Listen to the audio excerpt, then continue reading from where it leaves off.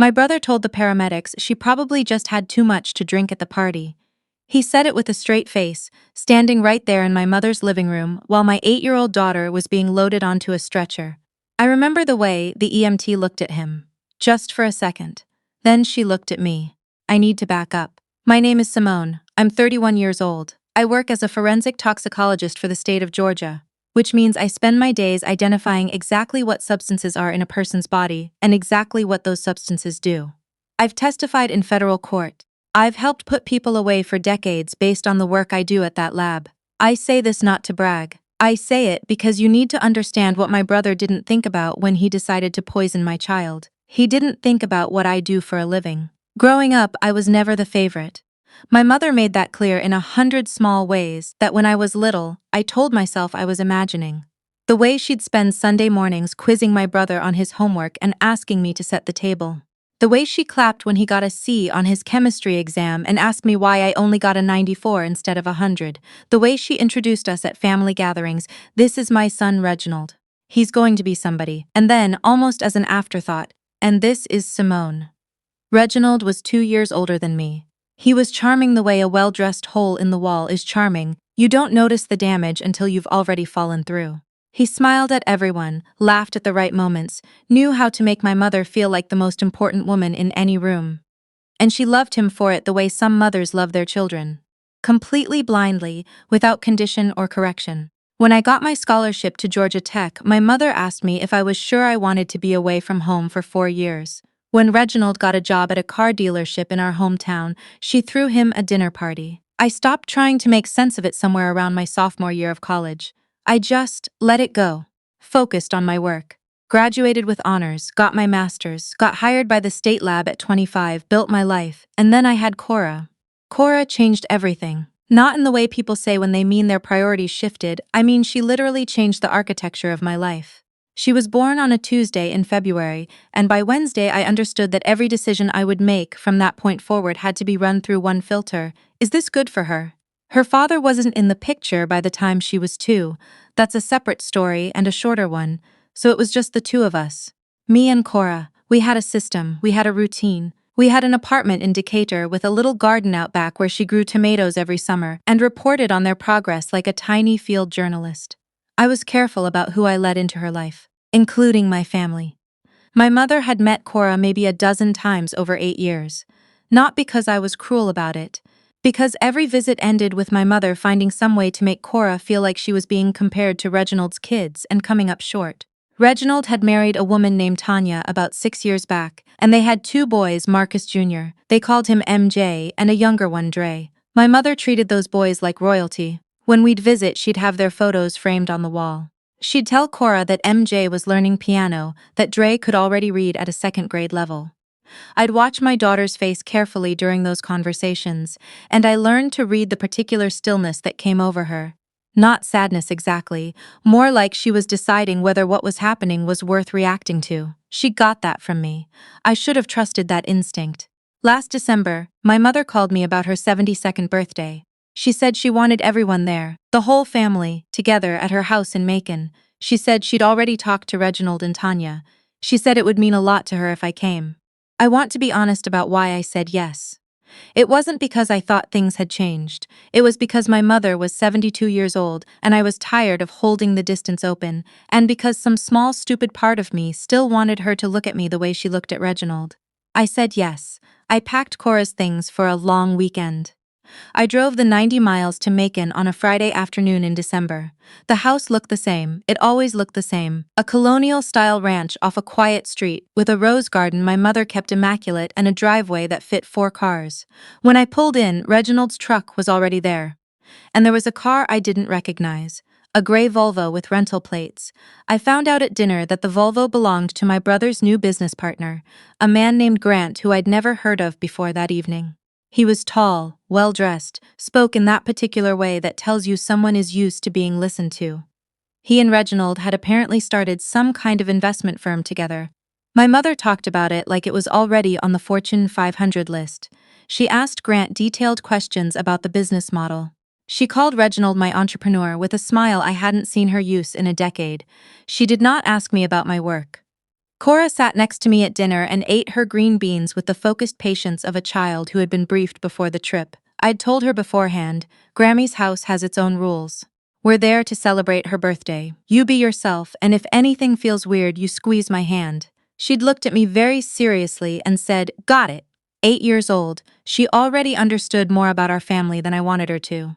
After dinner, the kids were sent to the den to watch a movie while the adults had dessert in the dining room. MJ and Dre knew the house well. They ran straight for the den like they owned it. Cora followed at a more measured pace, glancing back at me once. I gave her a small nod. The adults had pecan pie and coffee. Grant talked more about the investment firm. My mother asked pointed questions about return timelines and minimum buy-in thresholds. I realized at some point that I was watching a sales pitch, not a birthday dessert. I kept my expression neutral and let the conversation move around me. About 40 minutes later, Tanya went to check on the kids. She came back to the doorway with her face arranged in the particular careful expression of someone who has just decided how to present bad news. Simone, she said, you need to come see Cora. I was out of my chair before she finished the sentence. Cora was on the couch in the den. Her lips were slightly swollen. She was breathing, but there was a wheeze underneath each breath that I recognized before I could name it. Her eyes were open, but she looked like she was working hard to stay focused, like someone trying to read in a car on a bumpy road.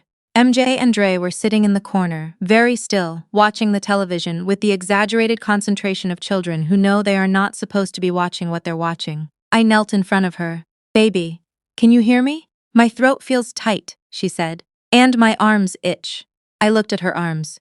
There was a rash developing at the crook of both elbows, raised, uneven, spreading. I pulled down the neck of her sweater. The rash was there too, at her collarbone. I was already calling 911 when I walked back into the dining room. That's when my brother said what he said. To the paramedics standing there with his hands in his pockets, perfectly calm, that she'd probably had too much to drink. At the party, she was 8 years old, there was no alcohol at that party. I watched the EMT look at him. In the ambulance, I held Cora's hand and kept my voice steady. You're going to be fine, I told her. I've got you. I know, she said, and then after a moment, I didn't eat anything bad, Mom. I only had the juice that Dre gave me. The juice that Dre gave me. Dre was 5 years old. Dre didn't decide what was in the juice. Dre poured what was in front of him. I thought about that while the paramedics started an IV line and the city lights of Macon scrolled past the small windows of the ambulance. I kept my face calm. I kept my voice calm. But something had gone very, very quiet inside me. The particular quiet I recognize from the lab when I'm waiting for a result I already know is going to change things. At the hospital, Cora was diagnosed with anaphylaxis. The attending physician, a doctor, Okafor, who had the bedside manner of someone who had seen everything and decided long ago to remain kind anyway, told me that the reaction was consistent with tree nut exposure. Cora had a known tree nut allergy: walnuts, pecans, cashews. It was listed on her medical records. It was listed on a card in her backpack. It was something I had told my mother clearly and repeatedly, including in a text message I had sent 2 weeks before the birthday weekend specifically because I knew there would be pecan pie at the dinner. My mother had texted back, "Noted, baby, I'll make sure. I had that text saved, doctor." Okafor told me that if Cora had gone another 20 minutes without intervention, the outcome could have been significantly worse. He said it the way doctors say things like that. Carefully, clinically, in a way that leaves you to do the math yourself. I did the math. I sat in a chair beside Cora's hospital bed, and I did the math very quietly. Cora slept. She looked small in the hospital bed with the IV in her arm and the monitor pads on her chest. She had been brave through the whole thing, braver than I was, honestly. She'd asked the nurse if the heart monitor could also tell what songs she was thinking about. The nurse had laughed and told her she'd look into it. My brother came to the hospital about an hour after we arrived. I heard his voice in the hallway before I saw him. He was talking to someone on the phone, something about the New Year's timeline and capital allocation. He came into the room without knocking and stood at the foot of Cora's bed and said, "See, she's fine. I told you it wasn't anything serious." I looked at him. He had the same expression he always had, loose, easy, confident in the way that people are confident when they have never once been held accountable for anything. "Reginald," I said, "you told the paramedics she'd been drinking." "I was joking," he said, lightening the mood. "She's 8, Simone." He sat down in the chair near the window, my mother's chair, the one she'd left when she stepped out for coffee 20 minutes ago. "Look, everybody's upset, okay? But these things happen. Kids have allergies. It wasn't. Nobody did anything on purpose. Dre gave her the juice. Dre is 5. He didn't know what was in it. I know, I said. Who poured the juice, Reginald? He looked at the window. Who was in the kitchen, I said, between dinner and when the kids went to the den? He didn't answer.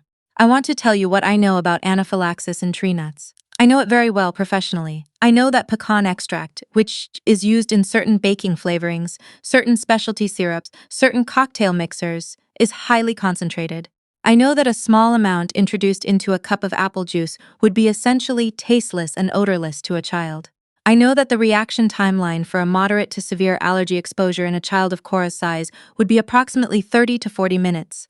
Consistent, almost exactly, with the time between when the kids went to the den and when Tanya came to get me.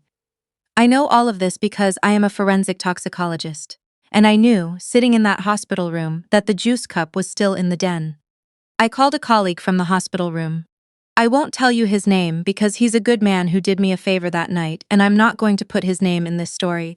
I told him what I needed. He told me what to do. I called my mother's neighbor, a woman named Paulette who has known my mother for 30 years and who has always quietly been kinder to me than my mother deserved.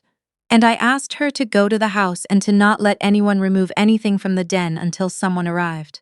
My mother, when she came back with the coffee and found out I'd called Paulette, went very still. Why would you do that? She said.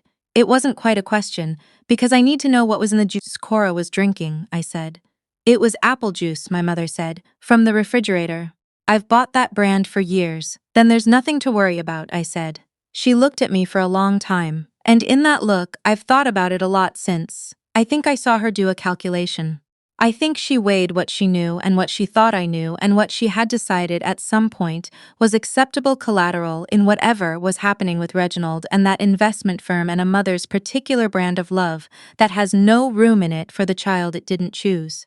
I don't know exactly what she knew. I have my suspicions. I have never been able to prove what my mother knew, but I know what I was able to prove. The juice cup was retrieved. My colleague ran the analysis. The results came back 4 days later, while Cora was home and recovering, drawing a detailed map of the hospital wing from memory, and explaining to me which nurses had been the most interesting. The analysis confirmed the presence of concentrated pecan flavoring, the kind used in specialty baking, not the kind that comes in a grocery store bottle of apple juice. I also pulled the receipts from the weekend shopping trip my mother had made the Wednesday before the party. I have a contact at the county clerk's office, someone I've worked with on cases, and I know how to request financial records when I have the right cause. My mother had purchased, among other things, a small glass bottle of pure pecan extract from a specialty baking supply store on the other side of Macon. She had also sent me a text message 2 weeks prior confirming she knew about Cora's allergy. I sat down with an attorney, not a family law attorney, a criminal attorney.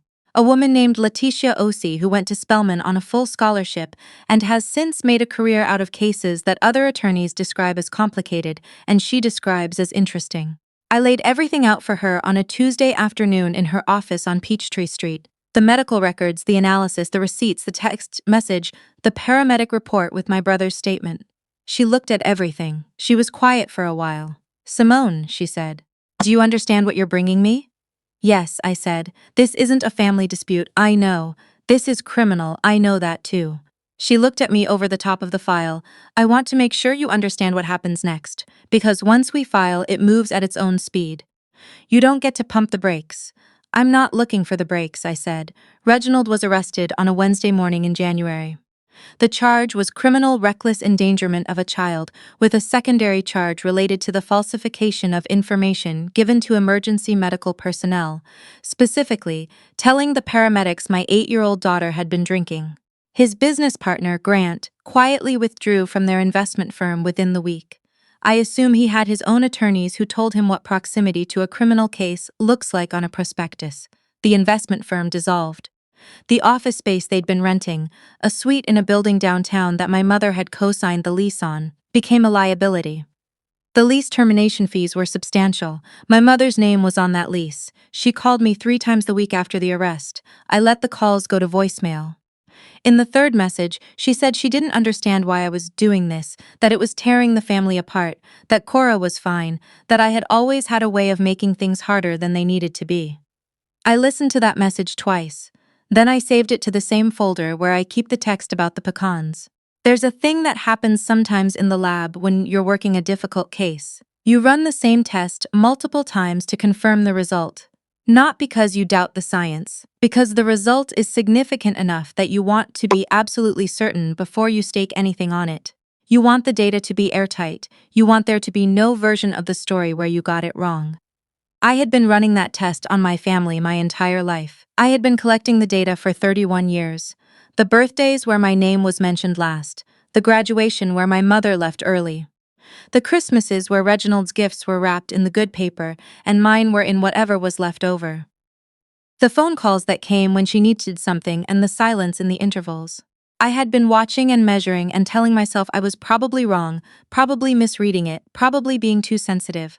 I wasn't wrong. I was never wrong. I had just wanted to be. Reginald's case took 6 months to move through the system. In the end, he accepted a plea agreement, 18 months of supervised probation, mandatory parenting courses, and a civil settlement to cover Cora's medical expenses, plus a figure that my attorney described as meaningful. He was required to have no unsupervised contact with minors for the duration of his probation. He moved to Atlanta. I don't know what he's doing there. I don't want to know. My mother and I have not spoken since March, not because I cut her off dramatically, not because there was a final confrontation. Just, I stopped answering. I stopped driving to Macon. I stopped sending the holiday cards I'd been sending dutifully for years, even when I got nothing back.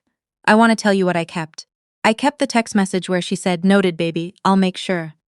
I kept Cora's get well drawings from her hospital stay. She made one for every nurse on the floor and one for Dr. Okafor and one for the paramedic, whose name she'd asked for and remembered perfectly. I kept the conversation I had with Paulette, my mother's neighbor, 2 weeks after everything. Paulette called me to tell me she was sorry, that she was always seen it, that she hoped Cora was doing well. She asked if she could send Cora a card. I told her yes. Cora put it on the refrigerator. I kept my job. I kept my apartment in Decatur with the little garden. I kept my routines and my systems and the life I had built carefully and on purpose. And I kept what Cora said to me on a Thursday afternoon in February, 3 days after her 9th birthday, when we were sitting in the backyard checking on the first tomato seedlings she'd started from scratch. She said, "Mom, are we still going to Grammy's for Easter?" I looked at her. She was squinting at a seedling tray with the full concentration she gives to things she's decided matter. "No, baby," I said, "I don't think we will." She was quiet for a moment, then she said, "That's okay. I think our Easter is better anyway." She picked up the watering can and moved on to the next tray. I stayed sitting in the grass for a little while longer.